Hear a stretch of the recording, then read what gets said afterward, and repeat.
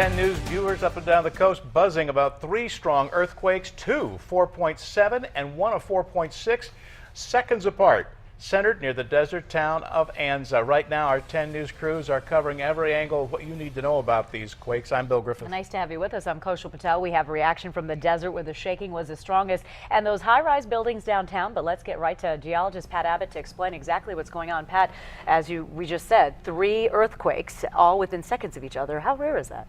Not that rare, really, but it's kind of nice, really, to sort of divide it up into 3 separate steps rather than combining it all and doing all the energy at once. Why the difference in the magnitudes? It came out as a 5.1, 5.2, now it's been downgraded. All 3 of them have. Well, you know, the very first numbers we get are just a computer kicking out the numbers. That's before anybody actually looks at the data and says what's good data and what's bad data. And then they always vary a little bit. They get stronger or weaker after somebody reviews it.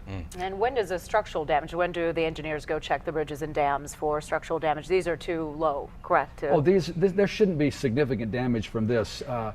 As a rule of thumb, I like magnitude 6. 6 and above, I expect some bad things to happen.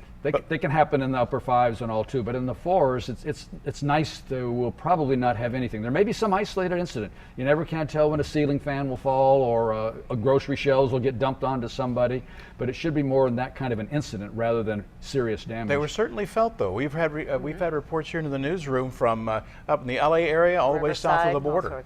Well, we were kind of up on near the northern end of the Salton Sea, so we're more or less equidistant from the Orange County, LA area as San Diego. And so, but radiating out those distances, that would be felt by a large number of people, especially for as small as they were. And talk about this was on the San Jacinto fault line, which ends up actually crossing into the San Andreas fault? Yes, the San Jacinto fault, for longtime viewers, 1987, it ruptured to the south of us there, down near the lower left-hand end of the Salton Sea. Here it is going today. As it moves on north, it blends with the San Andreas fault inside the city limits of San Bernardino. Now there's a city waiting for some real action because they have the San Andreas and San Jacinto and their combination within their city limits. But the San Jacinto doesn't pose a real threat to San Diego? I mean, of a large magnitude quake? Well, it could get in the low 7s. And we had 1968, we had a 6.8 out there near Ocotillo Wells. In 1987, Superstition Hills. But that's kind of running right by Borrego Springs and through the areas that aren't as heavily populated as closer to the coast. And again, these were 3 earthquakes, not one earthquake and aftershocks, correct? Well, you know, the way we define an earthquake versus aftershocks is we always take the biggest one and say, that's the earthquake. You know, sometimes we think that's the earthquake, but then a bigger one comes. That means the first one then becomes a foreshock because it's smaller. But this time when you get 2 4.7s, well, we'd have to say it's a twin earthquake. And the 4.6 is so close, I'd almost like to call them triplets and say we had them in 3 steps, 1, 2, 3. We have a graphic here showing what kind of movement did we see from this earthquake? Well, this is the main kind of movement we get in California. This is what we call horizontal movement, strikes slip. As you see there, you notice how the left-hand side there, that would be San Diego and Los Angeles, that has moved towards the top of the screen there or towards the north.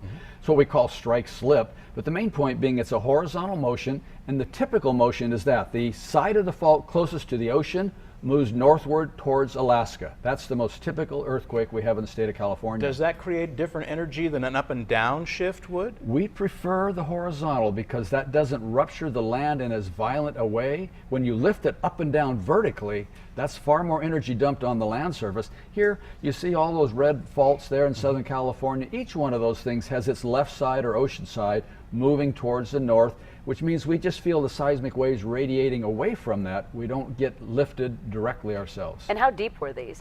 Well, you know, at first they showed it to be very, very shallow. So it looks like one of them, if that number holds, that wasn't just a computer, it was only 1/10 of a kilometer, which would just be a few hundred feet below the ground surface. If that's the case, that should have torn the ground surface. The latter 2 here, they're showing them like at 6 miles and 8 miles deep, which would be not enough to tear the ground surface. So an earthquake of that magnitude, what we expect the actual rupture to be, would be, you might visualize a rupture along the lengths of, say, 3 football fields. In terms of, ballpark figure, what does that mean, what the ground's doing? This is, as everybody knows, the 2nd anniversary of the Japanese quake and tsunami. And of course, whenever there's an earthquake anywhere along the coast, the first thing people think of is tsunami.